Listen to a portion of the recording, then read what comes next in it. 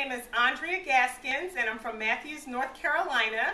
And I just want to thank you and Kraft for this opportunity to audition for The Real Women of Philadelphia Season 2. I just want to say that my family is really excited about this opportunity and my chance to make a video. They really love you, Paula. And when your show is on, it's about the only time during the day where I don't have to watch Power Rangers, Ultimate Fighting, or anything Bruce Lee related. So I thank you for that 30 minutes of girl time, because I really need it. So what I'm going to do today is do an appetizer. And the appetizer that I've chosen for today is Barcelona Cheeseball.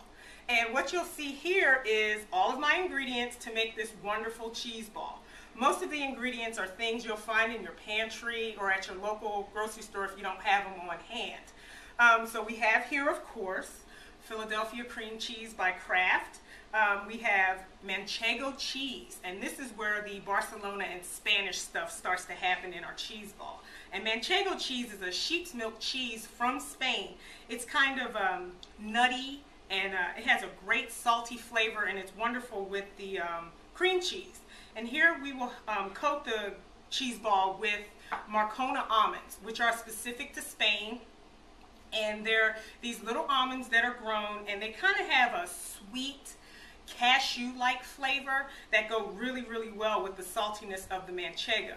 Now, the Manchego and the almonds, they're usually found at the supermarket. I found mine at the grocery store up the street from here. And so if you can't find it there, check out your local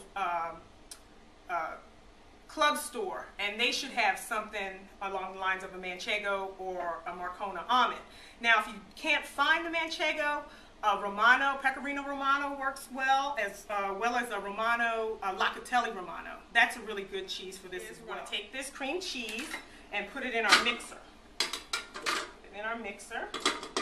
And it's pretty much a dumping kind of recipe. You don't have to do everything exactly or in order, except for the almonds. We'll put those aside because those are going to go on the outside and not on the inside. And let's talk about this Manchego. As I said, it's a sheep's milk cheese, and it's a really nice grating cheese, and it just, grates really easily. And they usually come in chunks like this, so you won't find them already grated. So you'll grate it yourself on your old-fashioned box grater or in your food processor, whichever you feel more comfortable with. And so we'll just dump our Manchego. Let's put that there. And then we have our roasted peppers. And then, like I said, just add it. 1/4 teaspoon of lemon juice. 1, 2, 3 1/4 teaspoons of Worcestershire sauce. Just a little pinch of garlic powder, maybe about 1/8 of a teaspoon. And then for a little flavor and a little kick, we're just going to add a little bit of roasted red pepper flakes. Now, I like making this cheese ball. It's really easy. You can change out the flavors. It's always a crowd pleaser. And this cheese ball right here that we're making, I did at a tapas party I had at my house. We wanted to do something different. The girls and I get together, play cards or whatever, and so we thought we'd go a little international. So I said, I'll make the appetizer. We'll do Spain this year, because every year I find a different flavor that I want to do. Last year we did everything Thai. That was kind of fun, but I still have all this fish sauce left that I got to get rid of, okay? So all of our ingredients are pretty much mixed together. If it's not totally mixed, because sometimes the cream cheese will stick to the side, but that's okay. We'll just finish it off with our spatula. Oh, and I forgot to mention, make sure your cream cheese is definitely at room temperature. That way it's a little smoother to work with, and you won't have cream cheese lumps in your cheese ball. I like to sit my cream cheese out for about an hour, hour and a half, just to make sure it's nice and soft. Okay. So that's all mixed together. What I'm going to do now is shape it into a ball. Okay? So we'll get this cream cheese mixture and we'll shape it into a ball, and then we'll roll that ball in these almonds. Now, you can do this any kind of way. For the video, I'm going to use plastic to roll it so it doesn't get too messy, but usually I just get my hands in there, smash it all together. It makes a big mess, but the ball comes out wonderful. But for TV, for the video, to be a little neater, I'll use plastic wrap. So what we're going to do is we're going to lay this plastic wrap out here. Put our almonds on the plastic wrap. Now, like I said, if you want to get messy and stick your hands in it, you go right ahead. But that's actually how I really like to make this cheese ball. And we put all that there. And then what we're going to do is just shape it into a ball. You know what? I'm about to get messy. I can't. There we go. And this is how you really do it. This is how you make sure you get all of those nuts all around your cheese.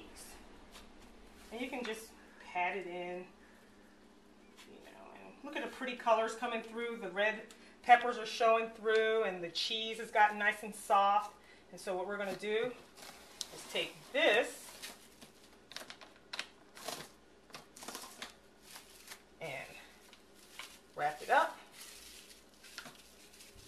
shape it into a ball, and put it in the refrigerator. The cheese ball has been in the refrigerator for about 45 minutes. It's gotten a little more solid. Like I said, you can leave it in at least 45 minutes up to overnight. So it's a great thing to make ahead of time. So what I'm going to do is I'm going to present the cheese ball with some extra Spanish goodies. Here are the crostini that we made earlier. And I also have here some Spanish chorizo.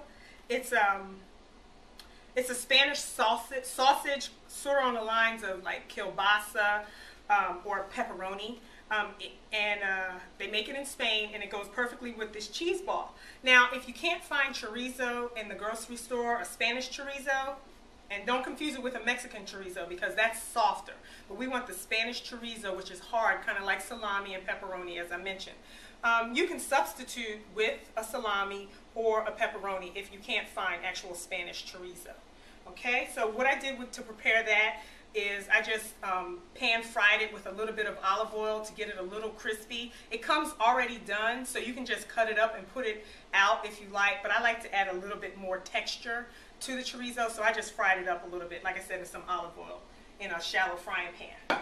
Okay, so we will take our cheese ball out of our plastic there and just arrange it on the board.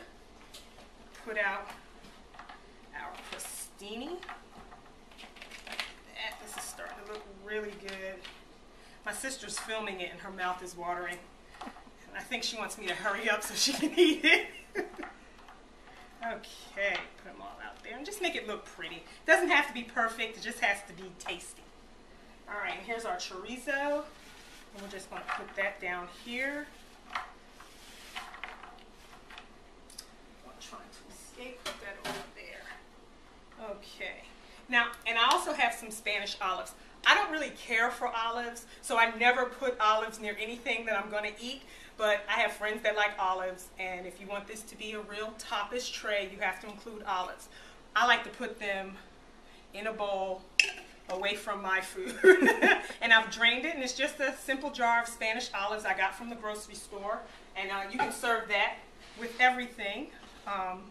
For your Spanish tapas bar with our star attraction, the Barcelona Cheeseball.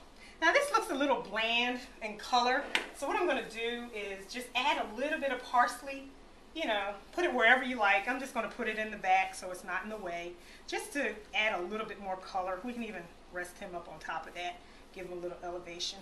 And that just gives our board a little bit more color so it doesn't look so brown. Now, no Barcelona party or tapas party would be complete without a nice, lovely glass of sangria. So let's pour us a glass. Oh, wonderful. Now, if you're not into alcohol or you're having mixed company with children at your party, don't worry. You can still make this wonderful display. This is actually cranberry pomegranate juice. I have to go pick up my son in a few minutes, and so I didn't think it would look good, me being buzzed on sangria before I got in the carpool line. So that's everything. We have our cheese ball, and I hope you like it. Thank you for watching, and enjoy.